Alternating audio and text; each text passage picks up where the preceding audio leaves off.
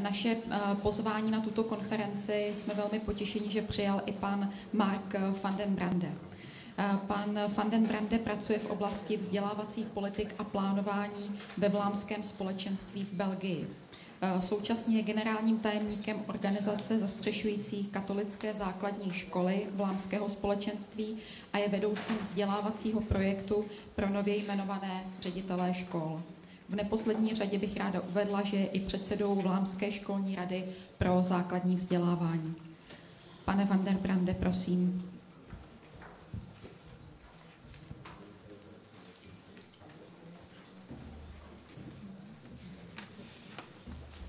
Good morning, everybody, ladies and gentlemen. I was asked to give you some idea of the development of school heads in Belgium, and I thought, what's good in Belgium? Apart from one of the first slides of Mr. Klesken, where Belgium was the third on the PISA results, and that the weather is much more better in Belgium, I cannot imagine that something is better there than it is here.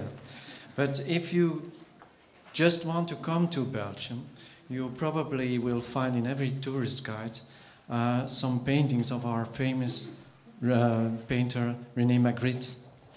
And Magritte paints simple items that could be a part of a common school book, a primary school book, or manual, like an apple, a pipe, some clouds, a hat. But mostly there is more in a painting than what you see. And let's look at this painting. You see the sea, a beach, seen through a passage, a door passage. But on the foreground, you see a painter's easel. And on the easel, a remarkable illusion. The sea, the beach, the clouds, the air, it overruns the painting. Or is the painting overrunning the reality? I take this image as a basic thought for this lecture. What is the purpose, the aim of the school head? Is it the order or the assignments of the principal to continue everything like it used to be? The school head makes a picture of the future, and like in this painting, it is a prolongation of reality, the future as a continuum of the past. And this is one of the things of the endeavor for many school heads, that they try to make the future predictable, looking for some certainty. But this is our final goal as a principal, to plan everything, to make everything predictable in our school. And can we do this? And what is our aspiration as being a school head? I'm going to give you 3 main topics of my lecture. I will say something about developing a vision on educational leadership in Flanders, then creating our in-service course, and in short, I will also give you an introduction to our European course called Delphi. But first, I want to start with this picture, and everybody knows this picture. It's Alexander the Great. In history, once there was a time that leaders were born as a leader, and Alexander the Great was king of Macedonia and son of Philippus II of Macedonia. And you know that he was a type of an heroic leader and had a big influence on his soldiers and the vision of his nation. In those times, being a leader was a question of being born as a leader. In the 20th century, and for example during World War II, due to the demand for more leaders, research was on the necessary competences a leader should have. And if you know the competences and you can also develop some tests, then you can select leaders. In those days, being a leader was not a question of being born as a leader, but being selected as a leader. In the last 20 years, there is an opinion that it's good to have good leaders and to select them, but also that potential leaders also have to be trained. They need some coaching. They need some professional development programs to enhance and optimize their skills. You don't have to be born anymore as a leader, and even the selection is no guarantee for success. People can grow to become leaders. In most countries, and also in your country, I heard last evening, most vocational training is developed just by a description of what should an experienced professional do. And then to derive from this experience, for example, this experienced school head, what are the competences you need? And what is the way to acquire this? So if we can develop school leadership, it's also now clear how we can do it. But on making this description of an experienced school leader, we recognize that there is not one view on leadership.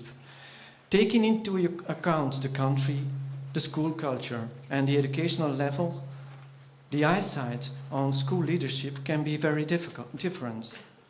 And also in literature, there is a multitude of models and concepts.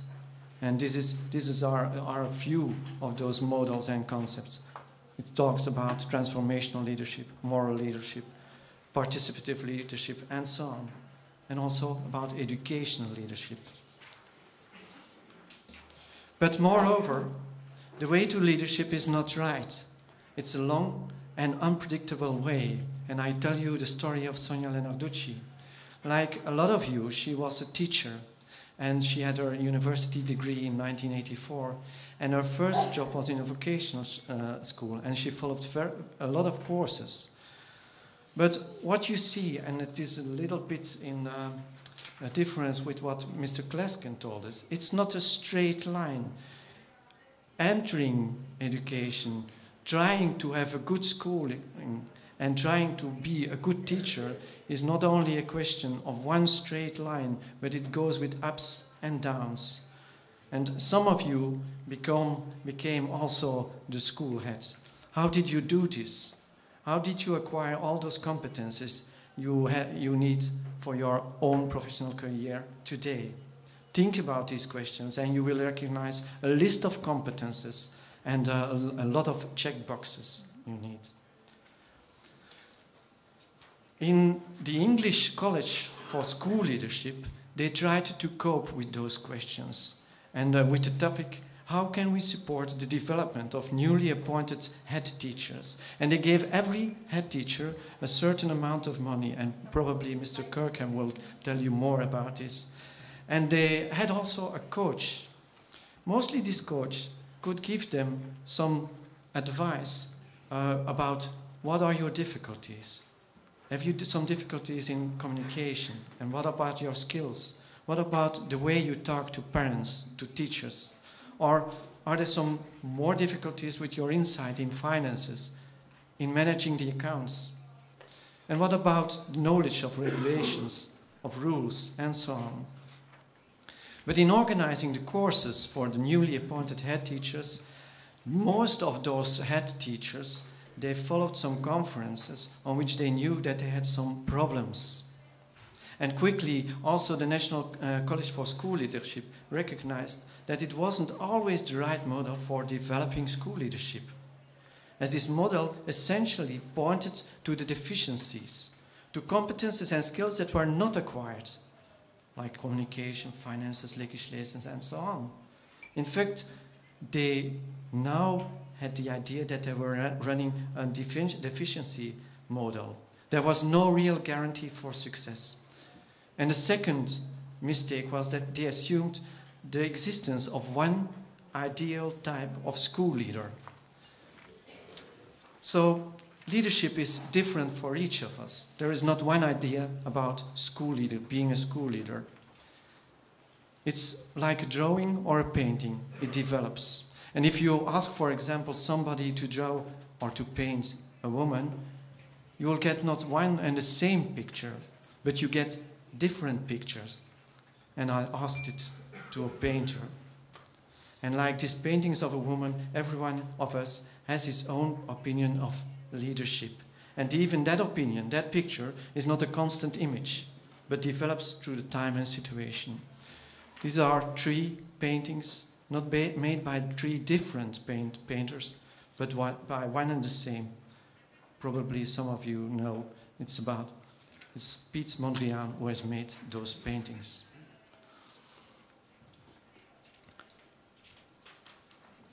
the fact that leadership can be different for each of us and that leadership can be different for each school within its own school culture, and this was a leading element in the construction for our own course in Flanders. And we were convinced that creating good school leaders was not a question of training the poor or omitting skills of the new school leaders, but was also to develop people in their engagement and motivation for this new assignment, being a good school leader for my school. And we were convinced that we needed an evolution from a deficiency model to a development model. Now, if you want to change something for school leaders, in a lot of courses, you first want to change the behavior. But it is not only the purpose to change the behavior. Our course for future school is intended to go further. Let's, for example, look at an example. And in the main literature, there is a lot of texts about shared leadership, about distributed leadership, about spreading responsibilities, as we don't have only one hero, one leader, but leadership has to be shared amongst all the team members of a school. Now, for a school leader, the corresponding behavior could be give some tasks to other colleagues. That could be the behavior. And the underlying competence could be that this school leader has the competence to organize, to distribute the tasks to the right person, and to be rational in this. How to be just, how to give the right task to the right person. And do you also consider the differences between the tasks and the person? But do we also change our beliefs in our course? Not only the behavior and the competence, but also the beliefs of our school heads. What do school heads believe in? Do you think that there is a better quality of management in distributing the tasks? If you have given the task to, for example, one of your teachers to edit the school journal, did you had already the belief, the prejudice, that she couldn't do that? I remember a song from long times ago. It was made by Irving Berlin, and it is about, I can do anything better than you, you know? Anything you can do, I can do better. I can do anything better than you. That's the way sometimes school heads behave. But development has also to do with the identity of the school heads. For example, shared leadership is not only to have beliefs and competences and behaviors in spreading the tasks, but it has especially a lot to do with trust, building trust. Trust is tremendous important for a school leader. And you all know what happened after 9/11. If you go to the airport, there is no trust anymore, and you have to wait for hours to get on that plane. This is also the same in our country and with our school heads. They have to trust their own colleagues, their own team members. Trust is essential also for school heads. But the core for our school heads is that people, school leaders have also a mission. What do I really want to do in my life? And do I really want to add something to the life of the children? Do I really want to add something to the life of our teachers, our parents, and the school? And what does it mean to me?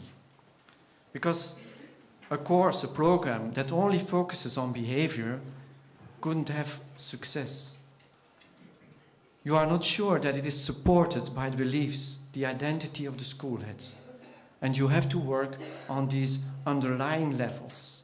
Otherwise, there will be an implosion because the behavior, the competences are not supported by the underlying levels.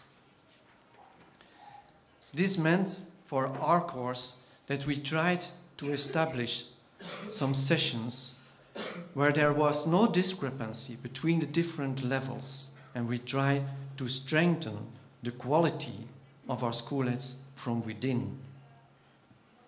These learning gains in the depth and leads to, for us, to sustainable effects.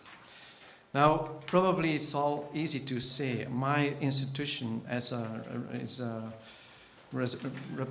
some representation tasks to the government, does some coordination and is in touch with all the school heads, and, for example, provides also some services for those professional development of teachers and school heads.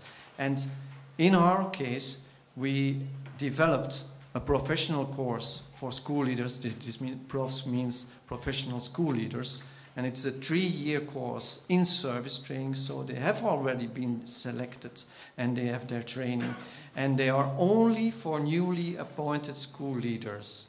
And this is some positive points for the course himself. And it's about primary education, only about primary education, because there is a different culture and different structure for them. And everybody was working with this course, not only the newly appointed school leader, also the trainers, advisory teachers, organizers who organized the course, and scientists who had to follow up and to monitor the course. How can a school leader make the policy of a school? That's the core question. How can they organize their school as a learning organization? In our country, a school head has a certain degree of freedom. He can hire and fire teachers, he can manage finances, he can organize the administration, he leads the appraisal, he supports the educational task, and so on. But they are not topics on their own. They are interrelated. And what we try to do during our course is to be, on every topic, goal-oriented. Try to have some involvement of our school heads. Try to have some cooperation, and so on. All those different points are very important for our course. And we try to do it on 3 levels, on the individual level, on the group level, and try to embed them also in the organization. And this is one of the main content topics, the field of content here.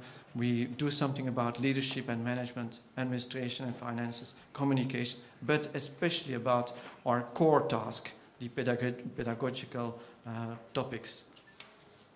In the course design,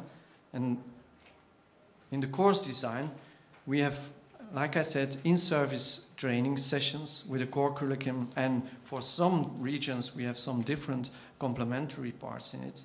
But we have also some reflection groups amongst peers. So they come together with 4 or 5 newly appointed teachers and the school heads, and they not only speak about administration and so on, but also about what they feel and what are their problems by taking some decisions and so on. We are always also creating a network all over Flanders, and we have, for the 4th point, an e-learning platform. This is a description of our course, and as we thought that it's also very nice to have some contacts with other countries in Europe, we developed the project together with a Czech institution, NGO, it was ISIS, the project Delphi. It's about developing educational leadership for primary heads and institutions. So the main objective was to have some international context between school heads of primary schools and to develop schools into learning communities. The outcome was an international course we had run last week for some 20 participants and was very successful. Now, the main question is there some effect for all those courses? And Michael Fullen wrote once in a paper for the National College for School Leadership, and he says, I know of no study that has both identified effective school leaders and traced their effectiveness to the preparation he or she received on the way to becoming a head. And it's good to think about it if you try to organize such a course. I started my lecture with a painting of René Magritte. Remember the painting I showed you?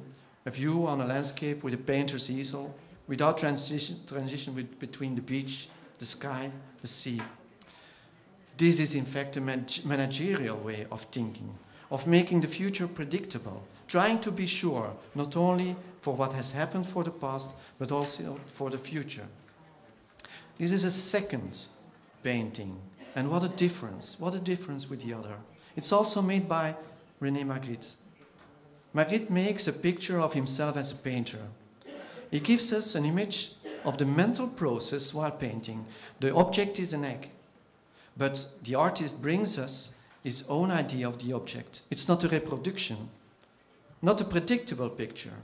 Looking to the present, the egg, he is painting the future, the birds. Innovation grows out of the present. What we work for, our final goal, is not just a prolongation of what exists now. It's creating a new world. This is the core of our mission, creating a new world. And it's like the educator, giving a future to children, not only by reproduction of what is, but by developing the things that can be realized by those children. And this is much more than we could expect. Being a school head, being a principal, is a question of vision, a picture of the preferred future. Give this vision to your team and your children, and you will give them wings, and they will reach heaven. I wish you success. Thank you.